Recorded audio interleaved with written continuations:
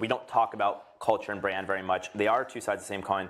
So culture, like the principles and the beliefs that you have inside the company that you want people to be aligned with long term. And whatever happens inside the company eventually comes out. You can't hold it in.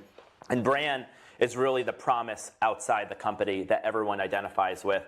And so I think having a clear mission and making sure that you know that mission and making sure that mission comes through the company is probably the most important thing you can do for both culture and values. And then the second thing you need to know is that your brand evangelists are your employees. Companies that hire employees or people that are deeply passionate create companies that customers are really, really passionate about. And those are the companies that have strong brands.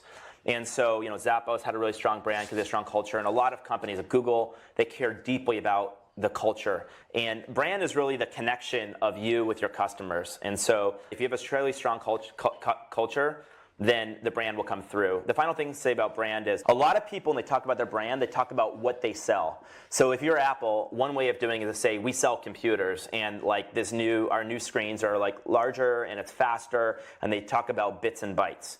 And I remember Steve Jobs had this really important talk where he says, the way to win, this is 1997 when he first came back, wasn't to talk about bits and bytes. The way to win is to talk about what we value. In our core values, we believe people with passion can change the world. And that was how he introduced the Think Different campaign. And so Apple, before they had this huge renaissance, which became the most valuable company in the world, they did the Think Different campaign, which is basically saying, this is what we believe in. And if you buy an Apple computer, you're also saying, I believe in this too. And there has to be, I think, a deeper core belief, and if that doesn't happen, you're a utility, and the utilities get sold at commodity prices.